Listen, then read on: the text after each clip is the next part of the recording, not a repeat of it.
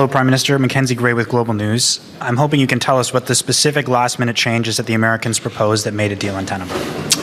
Thank you for the question. Look, I would say two things. One is there are some specifics, and I'll give you some examples, but it was also a cumulative aspect, as I mentioned in my remarks, about the willingness dans l'ensemble in total to enter into a true economic partnership. But in terms of specifics, I'll give you three, and I know there's other questions. First, with respect to the auto industry, both in terms of the level of the tariffs, the treatment of Canadian content, so Canadian parts, Canadian steel, Canadian content in vehicles, the scope of the tariffs.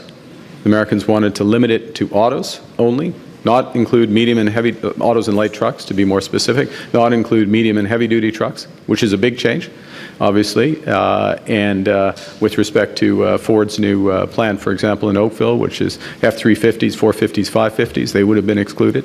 GM Silverado, same thing, would have been excluded from that. No rationale, just for exclusion. So effectively moving into a series of terms that would made the production more uneconomic over time. Okay, so that's a change. That restriction, that clarification, that precision was a change. The U.S. introduced at the last hours, efforts to restrict our ability to have other trade deals. You heard me say a moment ago what we've accomplished in the last year, 20 new deals, economic and security partnerships, the prospect of doubling our market access because we believe in free trade. We're the partner of choice in many respects for countries around the world, and the Americans wanted to restrict that. They had language that they wanted to restrict that. Unacceptable. And I'll give you a third, et peut-être on peut discuter plus en français. Continual efforts, always resisted, as I said in my remarks, and always will be resisted, efforts to restrict our protections of our language, our culture, and in effect, our sovereignty. So elements coming in, ramping up, any of them individually, but collectively put us in a position where what had been on a trajectory, absent those elements, for a fair deal, a good deal for Canadians, not perfect, but a good deal, a deal we would not accept. Follow-up, question suivie. Was Howard Lutnick's involvement in the last days an impediment to getting a deal? It's a question for the U.S. administration. Ultimately, I'm responsible for the decisions of the Canadian government. We take it as a cabinet, but I certainly bear those responsibilities, and so the head of the U.S. administration, the president, bears responsibility for the decisions they take. But I will say this, which is that the Canadian team unified the individuals you see here, their team members, our ambassador in Washington, my chief of staff, unified, talking together, the clerk of the Privy Council, everyone in the loop, everyone knows what our objectives are, collective decision making. As I say, ultimately, I and the cabinet bear responsibility for those decisions, but unity. You cannot say that about the United States administration. And as a consequence, last point, and I'll go to your colleagues, because I think this is important. In these last few days, we were drilling down on specific issues that might have been papered over, the differences in the administration, if there were indeed differences. Ultimately, there's a decision maker at the top. And in drilling down on those, a number of those issues that I just referenced became very clear, and there was not a deal that we would sign. Thank you. Next question. Prochaine question. Bonjour, Andréa Blazer, Radio-Canada. Vous parlez de compromis sur notre souveraineté, la langue française, la culture, les industries clés. Quelles concessions précises vous n'étiez pas prêt à faire là-dessus? Par exemple, il y a des suggestions de changer la découvrabilité, en effet, ça c'est le mot, oui, les découvrabilités en ligne, de médias français, par exemple, de culture canadienne. C'est une des exemples. Les subventions, le soutien pour notre culture, notre culture et la langue française, et même les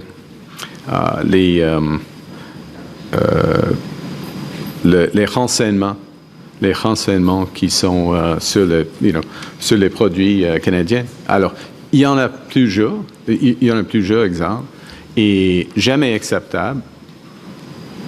inacceptable au début, à la fin.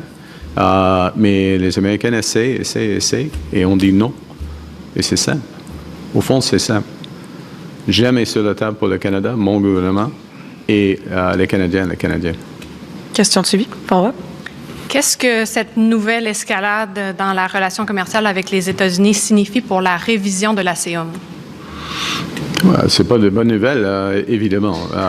Mais maintenant, c'est plus clair. Le bout de ligne des Américains dans quelques secteurs et les limites que leurs intérêts dans l'intégration canado-américaine. On n'a plus de perspective à cause de ces négociations. Prochaine question. Next question. CP. Good morning, Prime Minister. Morning. David Baxter with the Canadian Press. There's a lot of people watching this right now who are rightfully worried about losing their jobs, losing their businesses in this trade war. Yep.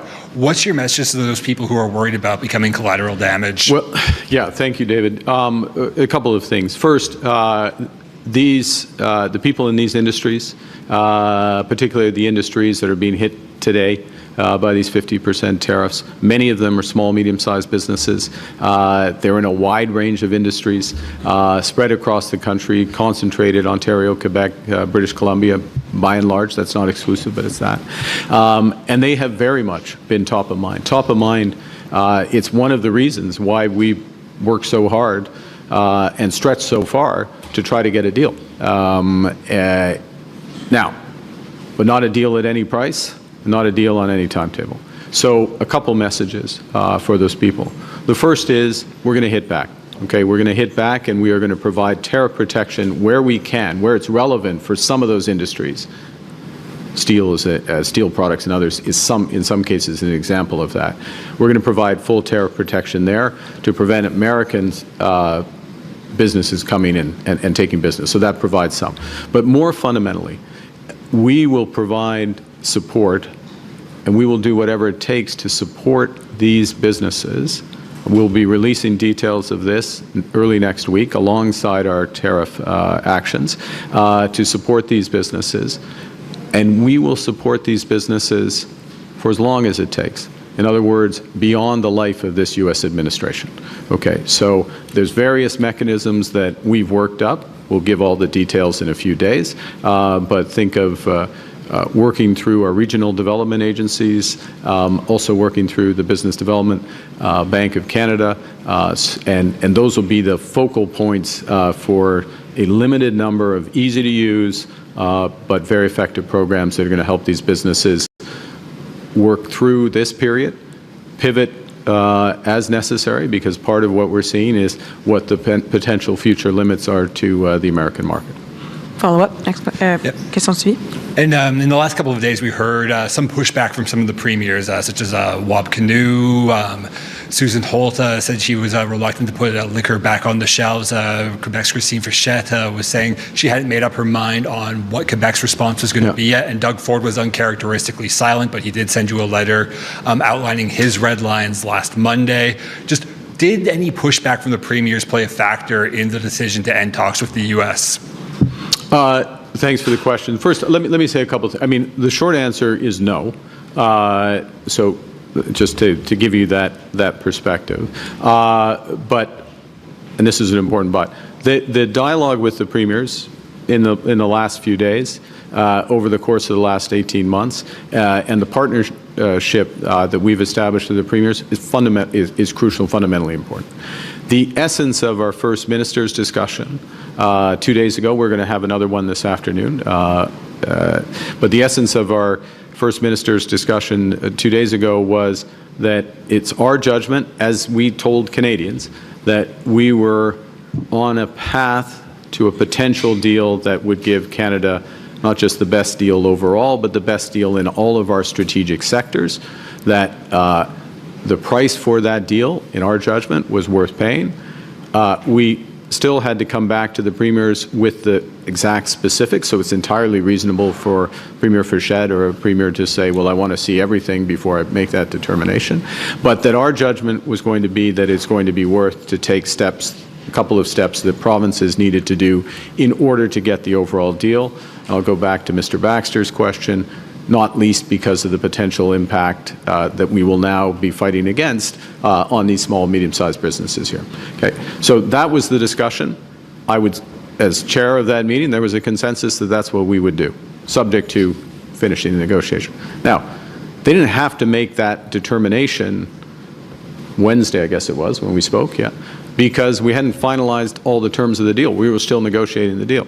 And as it turns out, as I've just described, that the Americans changed a number of those terms, introduced new elements, made it uneconomic, and so we're not asking the premiers to do anything today except work together to support our businesses and build the country strong.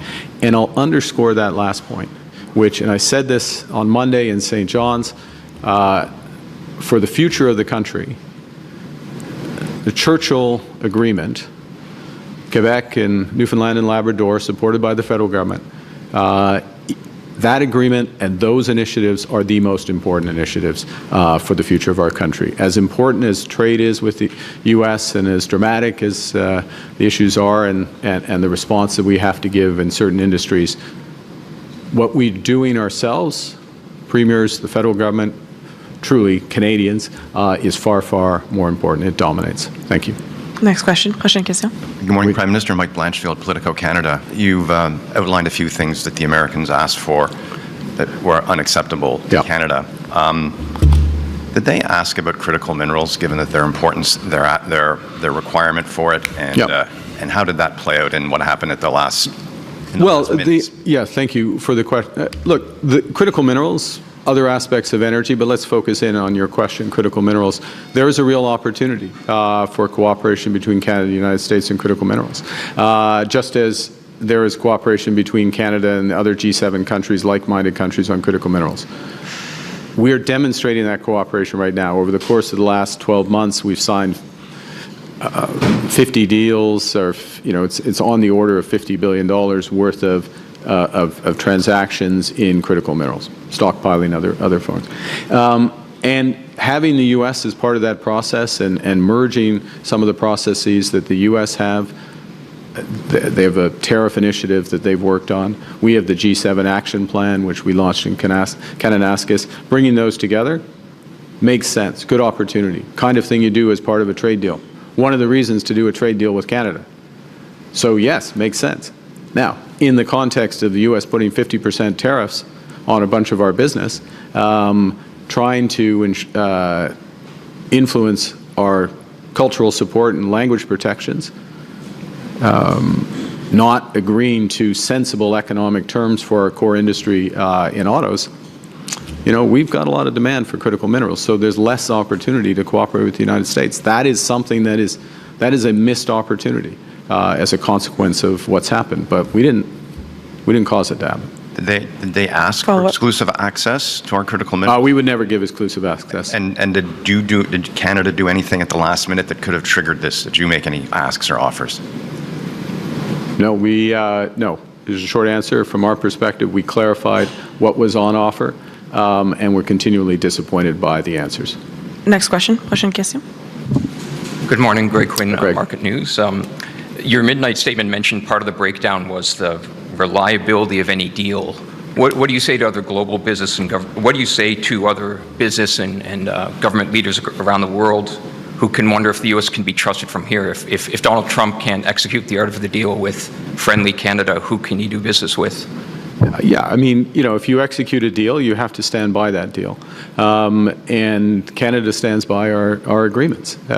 We've stood by we're only responding in the context of a series of unjustified tariffs that have been put in place, unjustified under we have a deal with the Americans. I mean, that's the thing. We have a deal with the Americans. It's called CUSMA. We have side letters that clarify behavior in steel, in aluminum, in autos. All of those are being violated day in, day out. They act as if, we have a deal. Okay, what message does that send? On the other side of the ledger, you have a country, Canada, that has a series of trade deals around the world that's expanding rapidly, that will continue to expand because we're trusted, because we're reliable, because we have things like critical minerals, many other aspects that the world wants. And so we're going to continue to pursue that. And one thing that we certainly were not going to accept was any restriction on our ability to execute those deals. Follow-up. Secondly, was part of your calculation around declining U.S. bargaining power? I'm thinking of President Trump's polling numbers versus yours. I'm thinking of already elevated inflation that American consumers are facing, and also, recent instability in the U.S. bond market.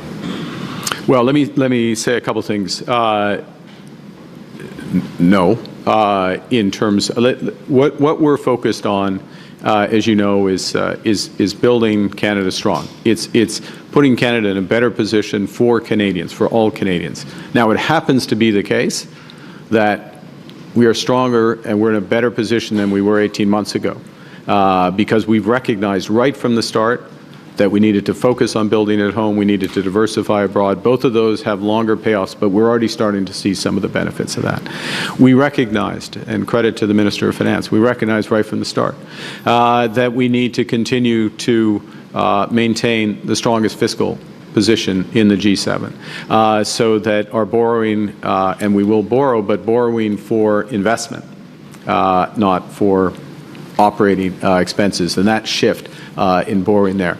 And let me make this point, because the last part of your question, you know this well, that we are entering a phase where fiscal strength, discipline, focus is going to be very important. It's going to be scrutinized. I mean, it doesn't, I will say to Canadians at home, like as someone who's been in and around financial markets for a long period of time, what I'm about to say doesn't make sense, but it's the way the world works, is that markets sometimes ignore these fundamentals, and then all of a sudden they focus on them. And when they focus on them, if you don't have your house in order, it's too late. We have our house in order, and we're getting stronger. So.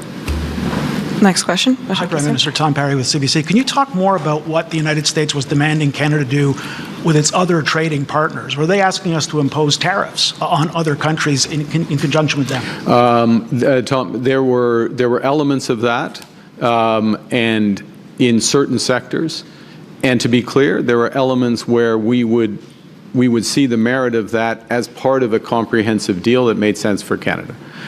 So if you have an integrated auto market and you want to have an integrated steel market, for example, related aluminum market, then and you have concerns, as we do, as the Americans do, about non-market economies, about transshipment of steel, for example, through third countries, et cetera, then it makes sense to align and I would say that, again, within a comprehensive deal, we'd be prepared to do that. But that's us deciding to do something that is in our joint interests, as opposed to being told to do something or being restricted from doing something else.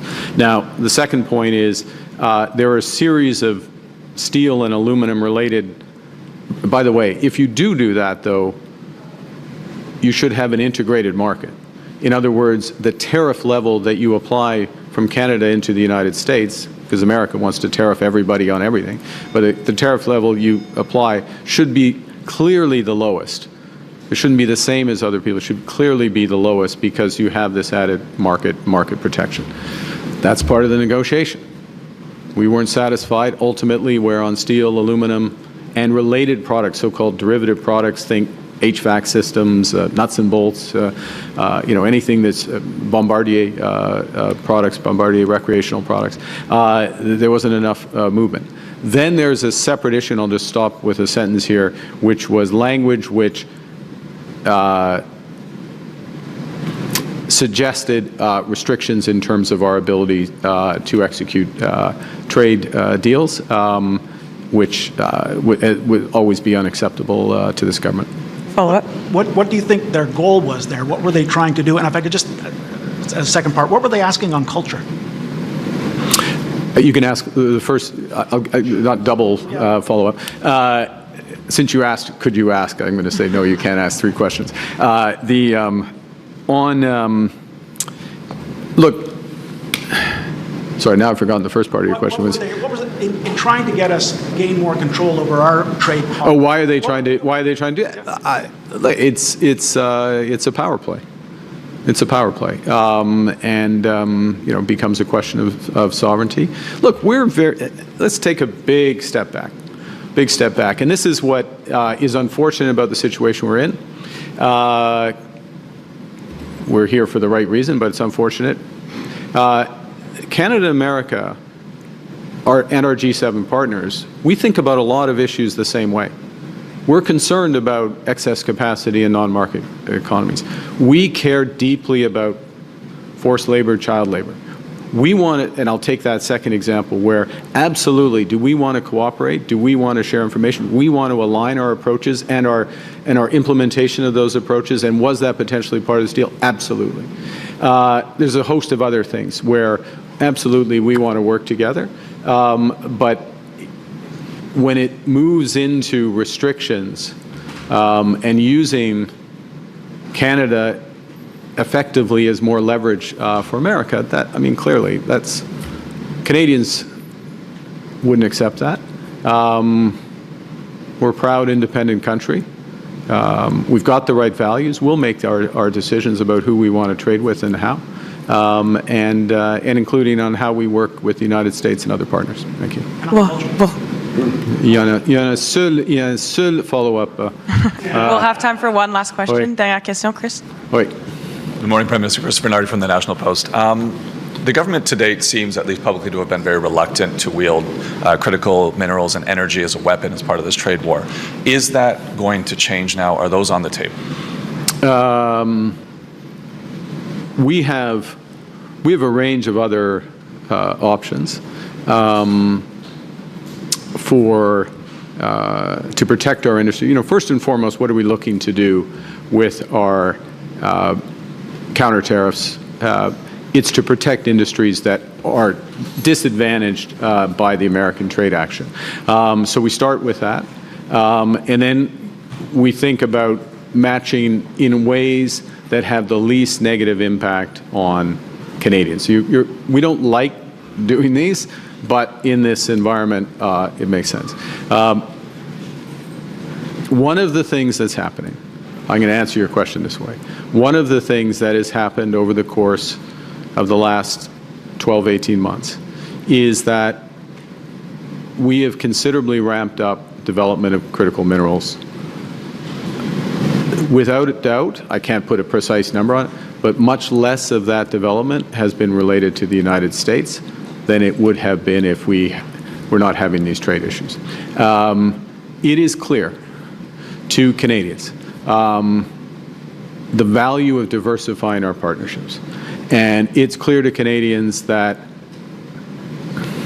I'll say something, it's clear to Canadians that a pipeline to Asia that exports oil to Asia, or an LNG facility that exports LNG to Asia, is more valuable than just the dollar value because it helps diversify our economy, our partnership. It makes us less dependent on the United States, I'll just state the obvious there. So I'm putting that in. I'm taking your question transparently and turning it to the positive of how we act to build out this, as opposed to pulling relationships that already exist, and restraining them. But, we'll see. Last follow-up. Dernière question. Probably double barrel it because it's the last one. But first, do you plan on? I know. I can't now. You're squeezing water out of a rock. Tom tried that. It's do you plan on reviving certain measures eliminated as what previous concessions, the digital services tax, the U.S. streaming payments for CanCon, for example, those measures? And why does it feel like today Mark Carney is going to war, trade war? The tone. Because we're attacked. Like, you're at war when you get attacked. We got attacked. The U.S. put 50%. We waited until the United States decided to actually implement these so-called 338 tariffs. That's fine. We've got the reserves. We've got the resilience. We've got the plan. We've got the focus. We will respond. We're going to focus on what we can control. We're going to build. In terms of, let me say this in terms of measures and tax and others. We are constantly looking at our tax system, how we can make it as fair as possible, shift the burden to those who are most able to pay, and in a way that incentivizes investment and entrepreneurship. Right? We are all elements of the following: build Canada strong. It's not just like it is the plan, and so we want builders to put money to work in new businesses, in big infrastructure. We want them to put to work in Canada, and that makes it strong in ways for all. Il faut avoir une question en français si je peux. Oui. En français, si je peux vous demander de répéter, est-ce que nous sommes maintenant en guerre commerciale totale? Ce qui est évident, il y a une nouvelle attaque des Américains sur le Canada. Alors, il y a une attaque, on attaque dans une guerre. C'est pas bonne chose de tout. Ce n'est pas notre choix. Nous étions là. Nous étions prêts d'avoir un accord global, équitable pour les deux pays. Nous étions prêts d'avoir. Il semblait que nous soyons prêts d'avoir un accord global et équitable avec les Américains. Mais ils ont changé, y compris les menaces contre la langue française et la culture québécoise, la culture canadienne. C'est pas acceptable, jamais acceptable. À cause de ça, c'est le fin de cette étape de négociation. Mais aujourd'hui, où va nous mener cette escalade? Boris, pour le devoir, où va nous mener cette escalade de tarifs d'une part, tarifs de l'autre part, crise économique? Voilà une réplique du côté américain qui va nous amener à des difficultés économiques au Canada. Vous êtes prêts à ça? Oui, le Canada oui, nous sommes prêts. On va faire tout ce qu'il faut pour protéger nos travailleurs, nos entreprises. Nous avons la résilience, nous avons une grande marge de manœuvre budgétaire, nous avons des partenaires à travers le monde. On va augmenter nos partenariats à travers le monde avec l'Inde, l'ASEAN, tous les autres, beaucoup d'autres pays. Oui, le Canada est fort et le Canada est prêt. Le Canada est uni et au travail. Merci beaucoup. Thank you.